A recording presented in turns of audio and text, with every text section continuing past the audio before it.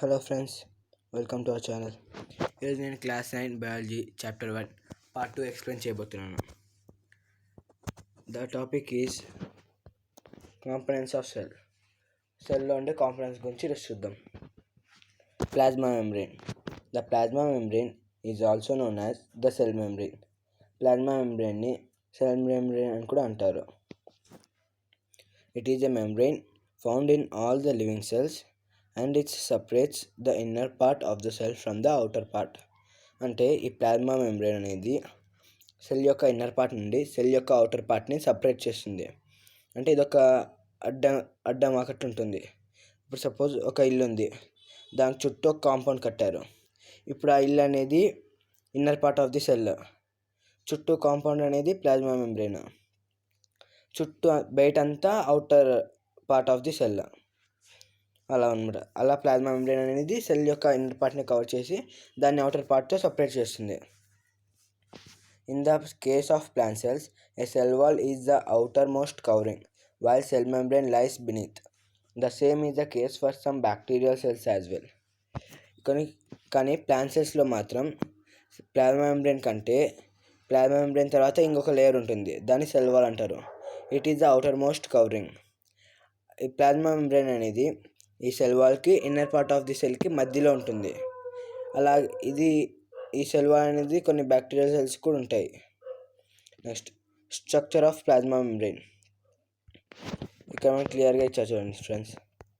Structure of plasma membrane, ఈ లోపలదంతా inner part. ఈ లైన్ వచ్చేసి ప్లాస్మా మెంబ్రేన్ ఫ్రెండ్స్. ఈ లైన్ ప్లాస్మా మెంబ్రేన్. ఈ లైన్ పెద్ద అవుటర్ మోస్ట్ ప్లాంట్ సెల్లో సెల్ వాల్. ఈ సెల్ వాల్ లేకపోతే ప్లాంట్ స్ట్రైట్గా నించోలేదు. Next, the plasma membrane is fluid in nature and is made up of proteins, lipids and carbohydrates. ఈ plasma membrane అనేది fluid స్టేట్లో ఉంటుంది. ఈ ప్లాస్మా మెంబ్రేన్ ప్రోటీన్స్, లిపిడ్స్, కార్బోహైడ్రేట్స్తో ఫామ్ అయి ఉంటుంది. The structure of plasma membrane can be explained by the fluid mosaic model.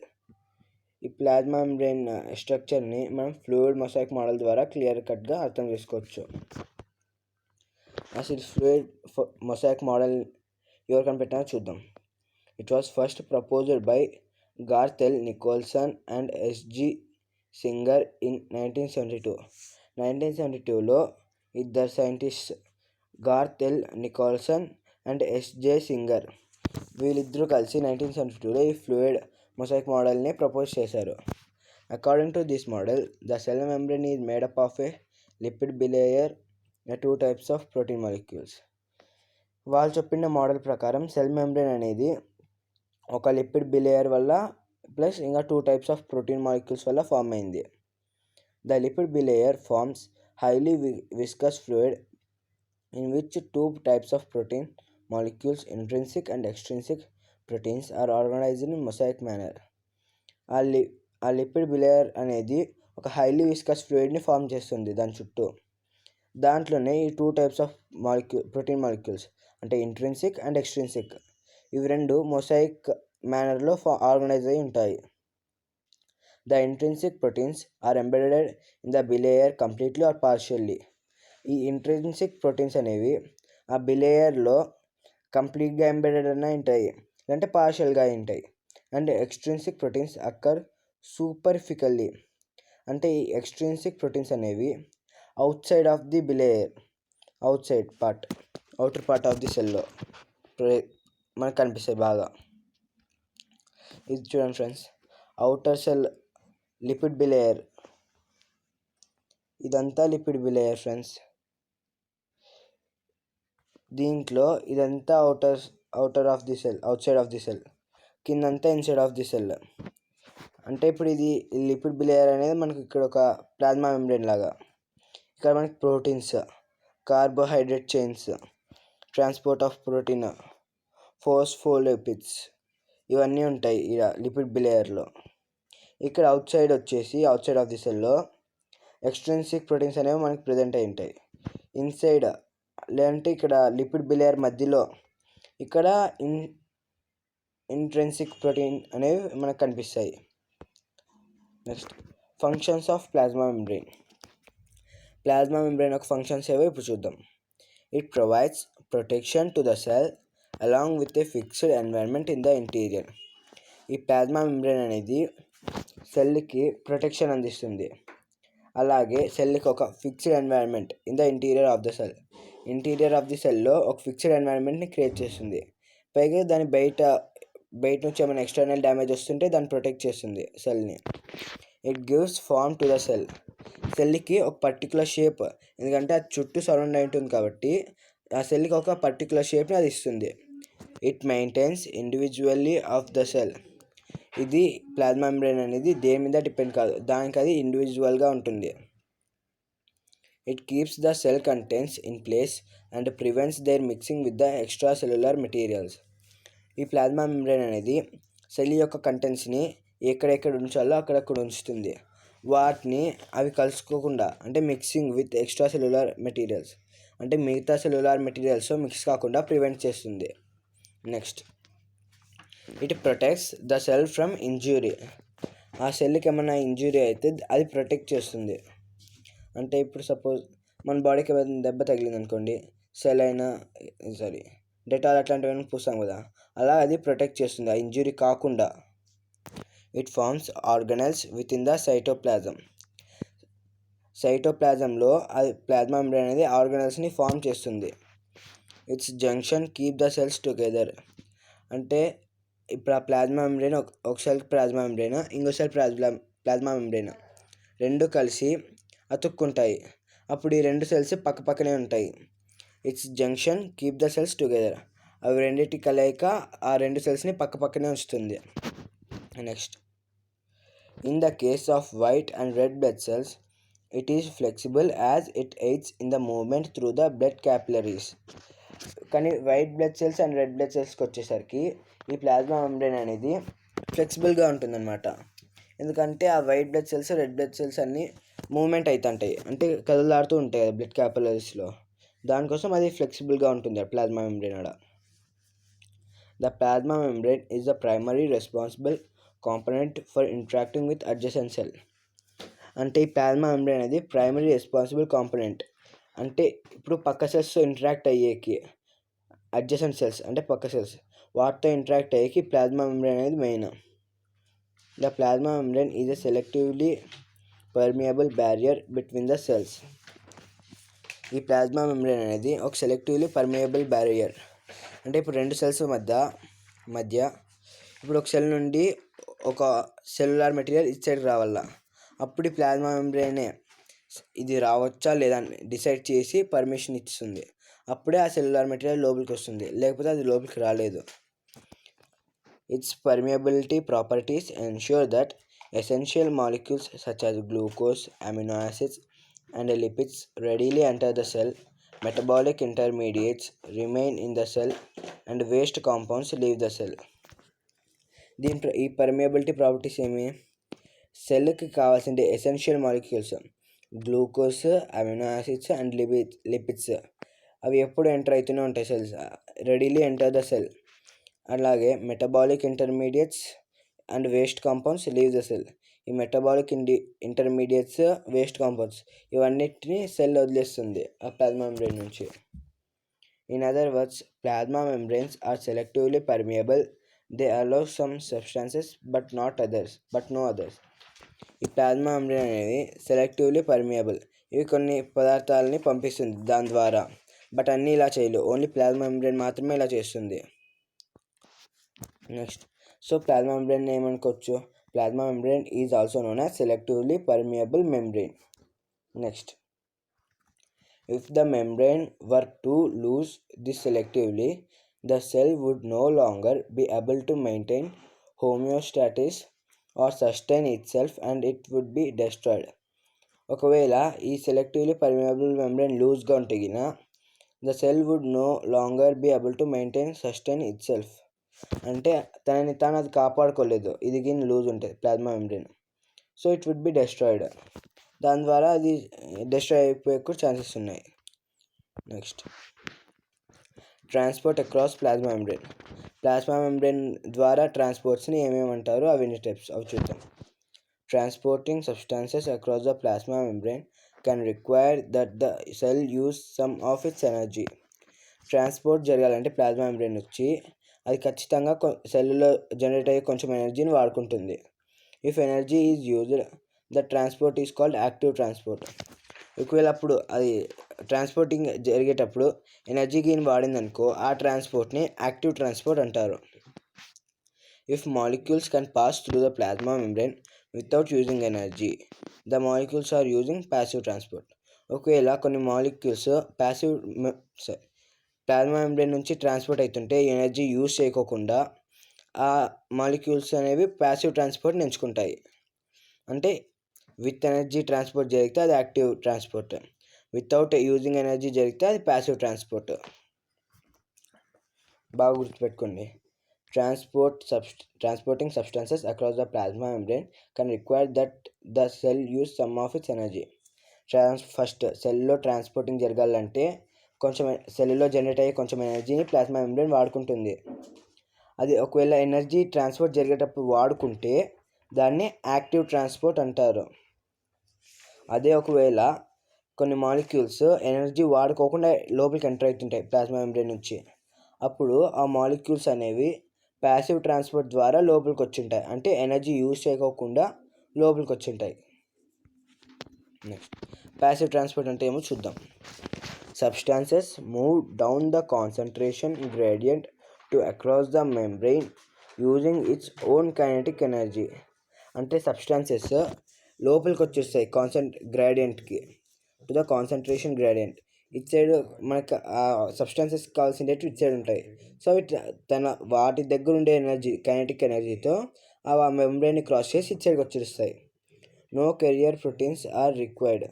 ఇక్కడ వీటికి ఏ ప్రోటీన్స్ అవసరం లేదు, ఏ ఎనర్జీ అవసరం లేదు.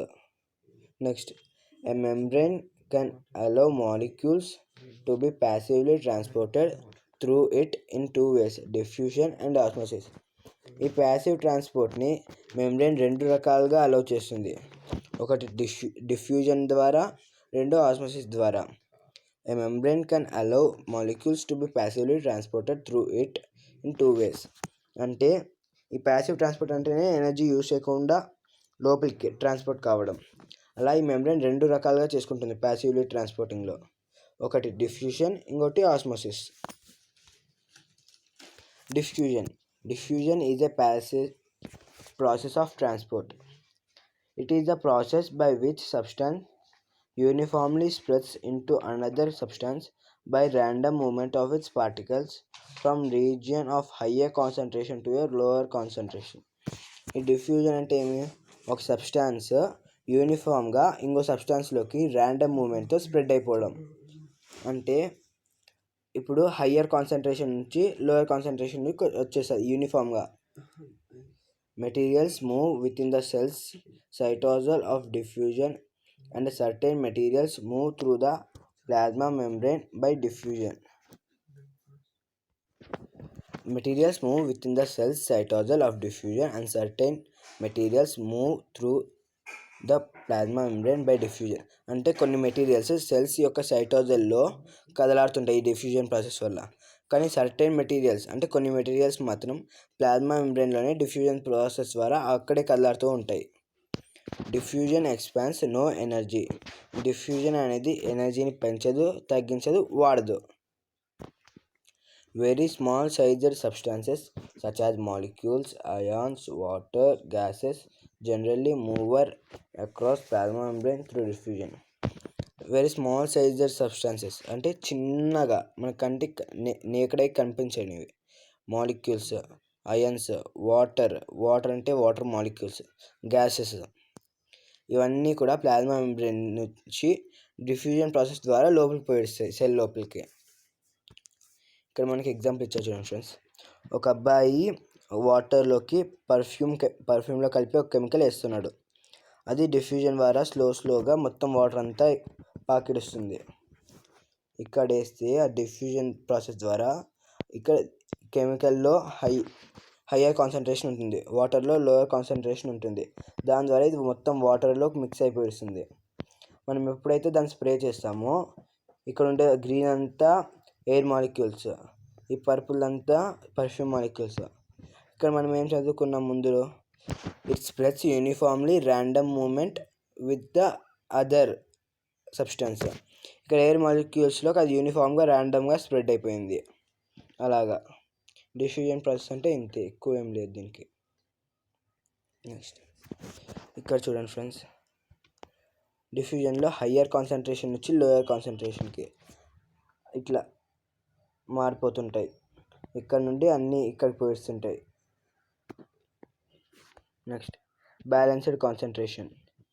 ఇక్కడ నుంచి ఇక్కడికి పోయినప్పుడు అవన్నీ బ్యాలెన్స్ అయిపోయిస్తాయి రెండు. దాని ద్వారా ఈక్విలిబ్రియం అనేది ఫామ్ అవుతుంది. Next significance of diffusion. Diffusion helps in the distribution of a car substances throughout the cytoplasm of the cell without much delay. Diffusion అనేది డిస్ట్రిబ్యూషన్ ఆఫ్ కార్ సబ్స్టాన్సెస్, అంటే కొన్ని సబ్స్టాన్సెస్ని సైటోప్లాజంలోనే ఎక్కువ టైం తీసుకోకుండా త్వరగా స్ప్రెడ్ చేసేస్తుంది, distribute చేసేస్తుంది.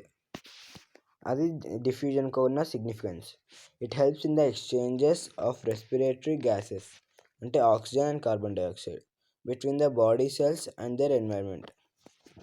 ఈ డిఫ్యూజన్ ప్రాసెస్ ఏం చేస్తుంది, రెస్పిరేటరీ గ్యాసెస్ ఆఫ్ ఎక్స్చేంజ్, అంటే ఆక్సిజన్ని కార్బన్ డైఆక్సైడ్ని ఎక్స్చేంజ్ చేస్తూ బాడీ సెల్స్కి దాని ఎన్వైర్న్మెంట్కి ఎక్స్చేంజ్ చేస్తూ ఉంటుంది.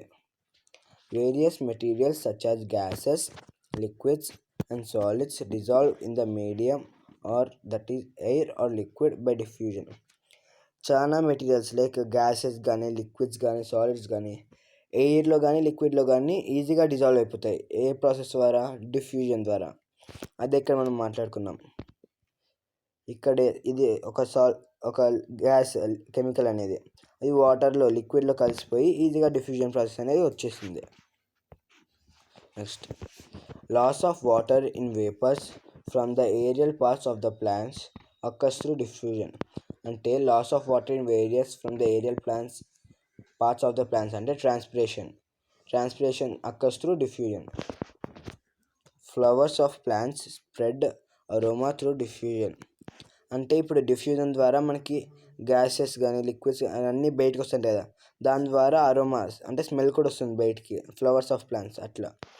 It attracts insects and other animals for pollination. ఈ వాసన ఇన్సెక్ట్స్ని, మిగతా యానిమల్స్ని పాలినేషన్ కోసం అట్రాక్ట్ చేస్తుంది. Next osmosis is a passive process of transport. The diffusion of water or solvent through a semi-permeable membrane from a solution of lower concentration of solids to a solution of higher concentration of solids to which the membrane is relatively impermeable is called osmosis. Osmosis అంటే ఏమంటే ఒక సాల్వెంట్లోని molecules అన్నీ semi permeable membrane ద్వారా lower concentration నుండి higher కాన్సన్ట్రేషన్లోకి move కావడం. Which the membrane is relatively impermeable is called osmosis. దాని ద్వారా ఆ మెంబ్రేన్ అనేది రిలేటివ్లీ ఇంపర్మియబుల్, దాన్ని ఆస్మోసిస్ అంటారు. ఇంకా చూడండి, diffusion versus osmosis. Solute molecules move from high to low concentration. ఇక్కడ హై సాల్యూట్ మాలిక్యూల్స్ ఏవి, వాటర్. సాల్యూట్ మాలిక్యూల్స్ ఏవి, ఏసిండే కెమికల్ ఏమన్నా. హై సాల్యూట్ కాన్సన్ట్రేషన్, ఇక్కడ సాల్యూట్ కాన్సన్ట్రేషన్ ఎక్కువ ఉంది. సో దాని ద్వారా డిఫ్యూజన్ జరిగి మొత్తం ఈక్విలిబ్రియం ఫామ్ అవుతుంది. నెక్స్ట్ ఆస్మోసిస్లో solvent molecules move from low to high solute concentration. అంటే ఏమవుతుంది, ఇక్కడ it side low solute concentration ఉంది, it side high solute concentration ఉంది. అది సెమీ పర్మియబుల్ మెంబ్రేన్ ద్వారా ఒక సైడ్కి ఇట్ సైడ్ ఈక్విలిబ్రియం ఫామ్ అయ్యి ఇట్ సైడ్ ఈక్విలిబ్రియం ఫామ్ అవుతుంది, హాఫ్. అప్పుడు మనకి సేమ్ కాన్సన్ట్రేషన్ వస్తుంది. సో మనం ఒకటే గుర్తుపెట్టుకోవాలి, ఆస్మోసిస్ అంటే solvent particles move from low to high solute concentration. అదే డిఫ్యూజన్లోకి వస్తే solute molecules move from high to low concentration, అంతే. Osmosis is of 2 types. Osmosis 2 రకాలు, ఎండాస్మోసిస్, ఎగ్జాస్మోసిస్. ఎండాస్మోసిస్ అంటే ఏమో చూద్దాం. The entry of water molecules into the cells through semi-permeable membrane when surrounded by hypotonic solution is called endosmosis. Water molecules అనేవి cell యొక్క semi permeable membrane ద్వారా దాని లోపలికి hypotonic solution ఉన్నప్పుడు పోతే దాన్ని ఎండాస్మోసిస్ అంటారు. హైపోటోనిక్ సొల్యూషన్ ఉన్నప్పుడు పోతే దాన్ని ఎండాస్మోసిస్. ఏం లేదు friends, osmosis process hypotonic solution ఉన్నప్పుడు జరిగితే దాన్ని endosmosis. It is the exosmosis అంటే ఏమో చూద్దాం. It is the exit of water molecules from the cells through semi permeable membrane surrounded by hypertonic solution. Exosmosis అంటే వాటర్ అనేది సెల్ నుంచి బయటకు వస్తుంది సెమీ పర్మియబుల్ మెంబ్రేన్ ద్వారా, ఇప్పుడు హైపర్టోనిక్ సొల్యూషన్ ఉన్నప్పుడు. ఎండాస్మోసిస్ అంటే వాటర్ సెల్ లోపలికి హైపోటోనిక్ సొల్యూషన్ ఉన్నప్పుడు వెళ్తుంది, దాన్ని ఎండాస్మోసిస్ అంటారు.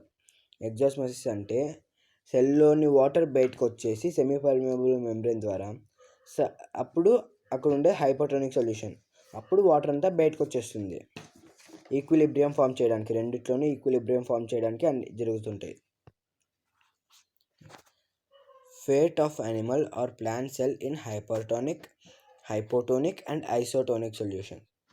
హైపోటోనిక్ సొల్యూషన్ అంటే సొల్యూషన్ అనేది 3 టైప్స్: హైపోటోనిక్, ఐసోటోనిక్. హైపోటోనిక్ అంటే ఏమో చూద్దాం.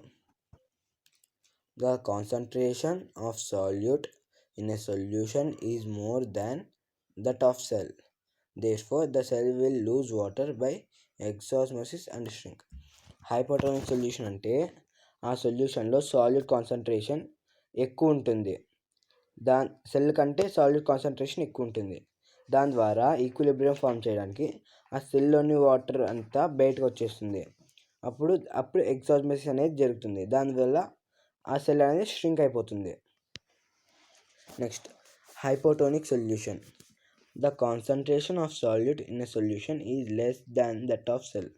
అంటే ఈ హైపోటోనిక్లో సాల్యూట్ యొక్క కాన్సన్ట్రేషన్ సెల్ కంటే తక్కువ ఉంటుంది, దాని ద్వారా ఎండాస్మోసిస్ జరిగి సెల్ అనేది స్వెల్అప్ అంటే ఉబ్బిపోతుంది. Next, isotonic solution. The concentration of solution is same as that of cell.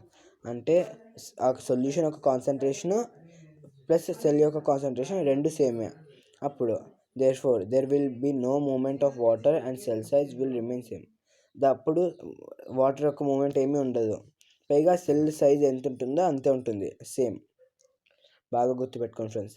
Hypotonic అంటే కాన్సన్ట్రేషన్ ఆఫ్ సాల్యూట్ ఎక్కువ ఉండి సెల్ది తక్కువ ఉంటుంది, అప్పుడు ఈక్విలిబ్రియం ఫామ్ చేయడానికి సెల్లోని వాటర్ అంతా బయటకు వచ్చేసి ఎగ్జాస్మోసిస్ జరిగి సెల్ అనేది shrink అయిపోతుంది.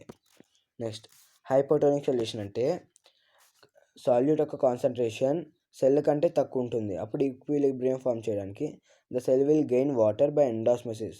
అంటే ఎండాస్మోసిస్ అనే ప్రాసెస్ ద్వారా ఆ సెల్లోకి వాటర్ పోయి అది ఉబ్బిపోతుంది. Next, isotonic solution.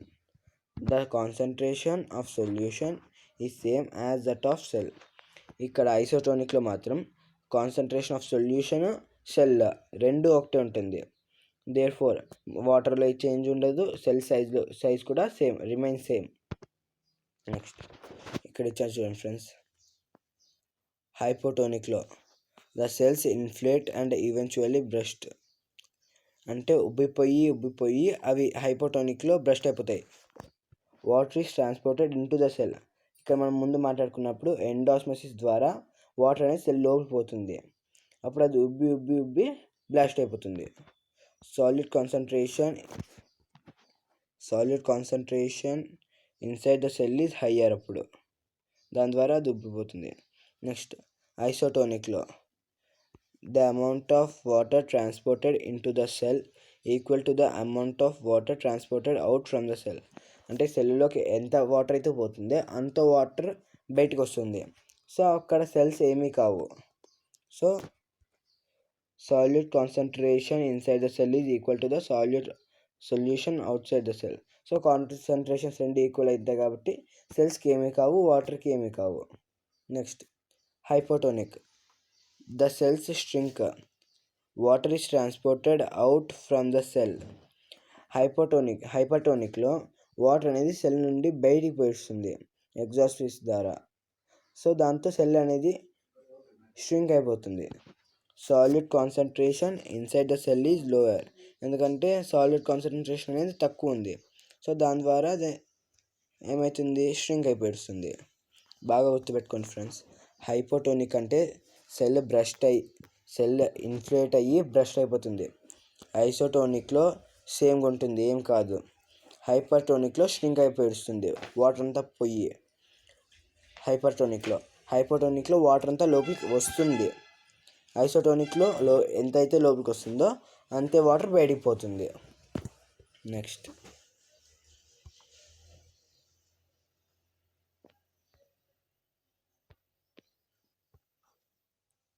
Fresh water. Unicellular organisms like amoeba, paramecium gain water in their bodies through osmosis.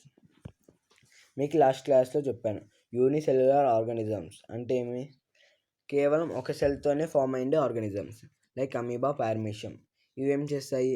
Osmosis process ద్వారా వాటిలోకి ఫ్రెష్ వాటర్ని గెయిన్ చేసుకుంటాయి. Most plant cells have tendency to gain water through osmosis. ప్రతి plant సెల్కి ఎక్కువగా osmosis process ద్వారా వాటర్ని లోపల gain చేసుకుంటాయి. అంటే ఏమి? Higher concentration to lower concentration gain చేసుకుంటాయి. Absorption of water by the plant roots from the soil through root hair is an example of osmosis. భూమి లోపల ఉండే వాటర్ని ప్లాంట్ రూట్స్ ద్వారా, రూట్ హెయిర్ ద్వారా అబ్సార్ప్షన్ చేసుకునేదాన్ని ఆస్మోసిస్కి ఒక ఎగ్జాంపుల్గా మనం చెప్పుకోవచ్చు.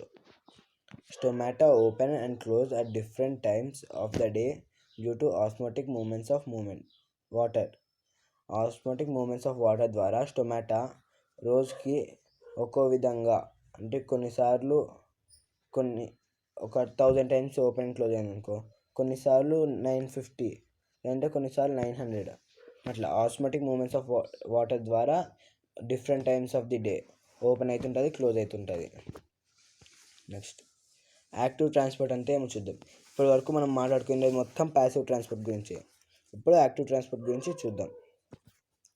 It is the movement of dissolved molecules into or out of a cell through cell membrane from a region of lower concentration to a region of higher concentration. అంటే it is the movement of dissolved molecules of సెల్లో ఉండేవి dissolved molecules cell membrane ద్వారా lower concentration నుండి higher కాన్సన్ట్రేషన్కి move అవ్వడమే active transport. It is rapid and requires the use of energy in the form of ATP. ఈ active transport ఏం చేస్తుంది? ఎనర్జీని ఏటీపీ ఫామ్లో యూజ్ చేసుకుంటుంది. It is rapid and requires the use of energy in the form. ఈ transport అనేది త్వరగా జరిగిపోతుంది, పైగా ఎనర్జీని ఏటీపీ ఫామ్లో యూజ్ చేసుకుంటుంది. ఏటీపీ అంటే అడెనోసిన్ ట్రైఫాస్ఫేట్. ఇది మైటోకాండ్రియా వల్ల జనరేట్ అవుతుంది. It involves the use of carrier proteins. అంటే ఈ ట్రాన్స్పోర్ట్లో క్యారియర్ ప్రోటీన్స్ అనేవి ఇన్వాల్వ్ అవుతాయి. Main glucose, amino acids and some ions like Na+ and K+ pass through the plasma membrane by active transport. ఈ glucose కానీ, amino acids కానీ, లేదంటే sodium, potassium, ఇవన్నీ కూడా ప్లాస్మా మెంబ్రేన్ ద్వారా యాక్టివ్ ట్రాన్స్పోర్ట్ యూజ్ చేసుకొని, అంటే ఎనర్జీ యూజ్ చేసుకొని సెల్ లోపలికి పోతాయి. నెక్స్ట్ ఇక్కడ చూడండి ఫ్రెండ్స్, క్లియర్ కట్గా మనకి యాక్టివ్ ట్రాన్స్పోర్ట్, ప్యాసివ్ ట్రాన్స్పోర్ట్ గురించి ఇచ్చారు. ప్యాసివ్ ట్రాన్స్పోర్ట్లో diffusion, high concentration gradient to low concentration gradient. అంటే ఇక్కడ హై ఉంది, ఇక్కడ లో ఉంది. సో దాని ద్వారా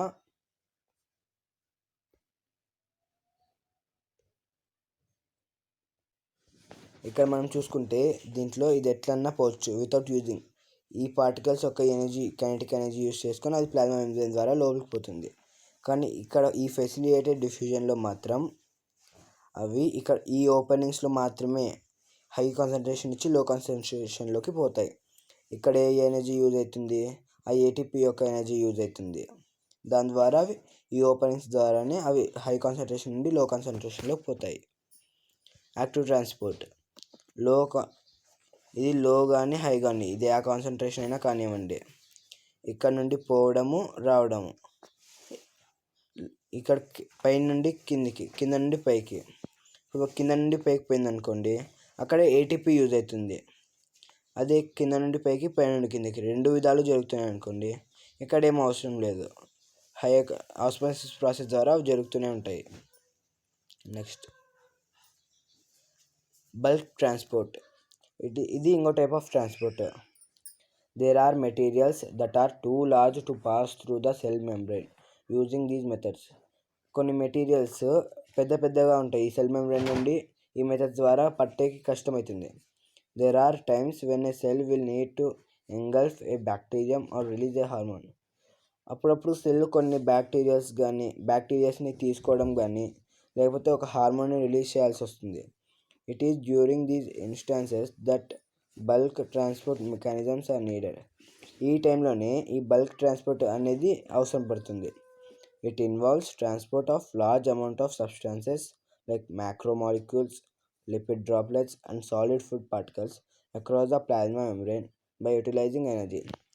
ఇక్కడ ఏమవుతుంది, ప్లాస్మా మెంబ్రెయిన్ ద్వారా large amount of substances like macromolecules పెద్ద molecules, lipid droplets, food particles గట్టిగా ఉండే ఫుడ్ పార్టికల్స్, ఇవన్నీ ఎనర్జీని యూజ్ చేసుకొని ప్లాస్మా మెంబ్రెయిన్ నుంచి పోతాయి సెల్ లోపలికి.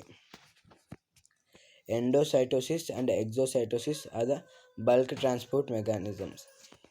బల్క్ ట్రాన్స్పోర్ట్ మెకానిజమ్స్లో 2 టైప్స్ ఉంటాయి, ఎండోసైటోసిస్ అండ్ ఎగ్జోసైటోసిస్.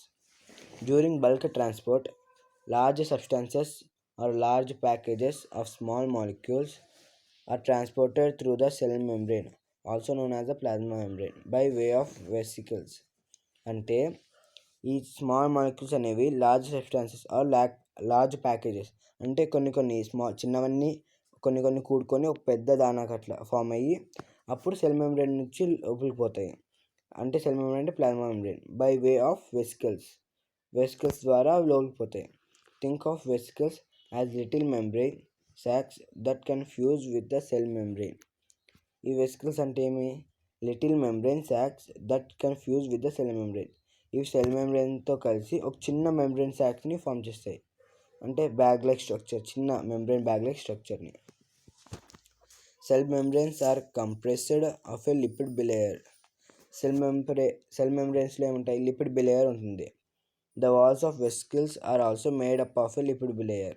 ఈ వెసికల్స్ కూడా లిపిడ్ బిలేయర్తోనే ఫామ్ అయి ఉంటుంది. Which is why they are capable of fusion between vesicles and the plasma membrane. So ఈ లిపిడ్ బిలేయర్ కామన్గా ఉండడం వల్లే ఈ ప్లాస్మా మెంబ్రెయిన్కి వెసికల్స్కి ఫ్యూజన్ జరిగి facilitate bulk transport both into and out of the cell. ఇక్కడ ఫ్యూజన్ జరగడం వల్లే ఆ బల్క్ ట్రాన్స్పోర్ట్ అనేది జరిగి సెల్ లోపలికి సెల్ బయటికి బల్క్ ట్రాన్స్పోర్ట్ అనేది యాక్టివ్ అవుతుంది. అప్పుడు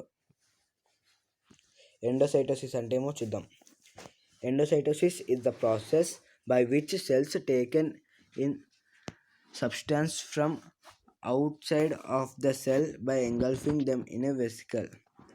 Endocytosis is a process by which cells take in substance from outside of the cell by engulfing them in vesicle. అంటే ఎండోసైటోసిస్లో ఒక అవుట్సైడ్ ఉండే ఒక సబ్స్టాన్సెస్ని ఎంగల్ఫ్ చేసుకుంటాయి, అంటే తనలోకి డైజెస్ట్ చేసుకుంటాయి. దేని ద్వారా, ఈ వెసికల్స్ ద్వారా. These can include things like nutrients to support the cell or pathogens that immune cells engulf and destroy. ఇవి ఏమేమి ఇంక్లూడ్ చేసుకుంటాయి దీంట్లోకి, న్యూట్రియంట్స్, అవి సెల్ బ్రతకడానికి కావాల్సిన న్యూట్రియంట్స్ అయినా అవ్వచ్చు, లేదంటే pathogens that immune cells engulf and destroy, లేదంటే కొన్ని ప్యాథోజన్స్ అంటే డిసీజ్ కాజింగ్ జెర్మ్స్, ఇవి సెల్ యొక్క ఇమ్యూన్ని తనలోకి ఎంగల్ఫ్ చేసుకొని ఆ సెల్ని డెస్ట్రాయ్ చేస్తుంది. Next, endocytosis occurs when a portion of the cell membrane folds it on itself. Endocytosis అంటే ఏమి, It occurs when a portion of the cell membrane folds into itself.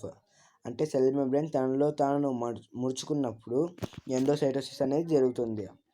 ఎన్సర్క్లింగ్ extracellular fluid and various molecules or microorganisms. అంటే ఆ టైంలో ఆ cell membrane చుట్టూ extracellular fluid అంటే some fluid అనేది form అయ్యి వేరియస్ మాలిక్యూల్స్, ఆ fluid ఏముంటుంది, వేరియస్ మాలిక్యూల్స్ ఉంటాయి, మైక్రో ఆర్గానిజమ్స్ ఉంటాయి. The resulting vesicle breaks off and is transported within the cell. అప్పుడు ఆ వెసికల్స్ అనేవి బ్రేక్ అయిపోయి ఆ ట్రాన్స్పోర్ట్ అనేది విత్ ఇన్ ద సెల్ నుంచి జరుగుతుంది. There are two types of endocytosis, phagocytosis and pinocytosis. Next, endocytosis అనేది ఇట్లా జరుగుతుంది. ఇది ఇదంతా outside of the cell, ఇదంతా సైటోప్లాజం అంటే ఇన్సైడ్ ఆఫ్ ది సెల్. ఇక్కడ ఇది సెల్ మెంబ్రెయిన్, ప్లాజ్మా మెంబ్రెయిన్. ఇక్కడ ఇవన్నీ వెసికల్స్గా ఫామ్ అయ్యి మెల్లమెల్లగా ఇక్కడ ఇదంతా వెసికల్, ఇక్కడ ఇదంతా సెల్ మెంబ్రెయిన్ అనేది ఫోల్డ్ అయిపోతుంది. దాని ద్వారా ఉన్నట్టుండి ఇదంతా బల్క్ ట్రాన్స్పోర్టేషన్ ఫామ్ అయ్యి ఇవన్నీ లోపలికి వచ్చేస్తాయి. Next, phagocytosis, also known as cell eating, is the process by which cells internalize large particles of cells like damaged cells and bacteria. ఈ ఫాగోసైటోసిస్ని ఏమనొచ్చు, సెల్ ఈటింగ్ అని కూడా అనొచ్చు. Is the process by which cells internalize large particles or cells like damaged cells or bacteria. అంటే ఈ టైంలో phagocytosis జరిగేటప్పుడు cell తనలోకి large particles of cells యొక్క లార్జ్ పార్టికల్స్ని లోపలికి తింటుంది. అంటే లైక్ డ్యామేజ్డ్ సెల్స్ లేదంటే బ్యాక్టీరియాస్ని తన లోపలికి ఎంగల్ఫ్ చేసుకుంటుంది. With in the human body and in other mammals, phagocytosis is how immune cells engulf and destroy dangerous microorganisms or toxic compound. అంటే హ్యూమన్ బాడీ ఇంకా మిగతా మ్యామల్స్లోనూ ఫాగోసైటోసిస్ ఇమ్యూన్ సెల్స్ ఎంగల్ఫ్ అంటే cells అనేవి ఇమ్యూన్ని ఎంగల్ఫ్ చేసుకొని destroy dangerous microorganisms or toxic compound. సెల్లో ఉండే డేంజరస్ మైక్రో ఆర్గానిజమ్స్ కానీ లేదంటే టాక్సిక్ కాంపౌండ్స్ అంటే డేంజరస్ యాసిడ్స్ లేదంటే అట్లాంటివి ఏమన్నా అవన్నింటినీ డెస్ట్రాయ్ చేసుకుంటుంది ఈ ఫాగోసైటోసిస్ ద్వారా.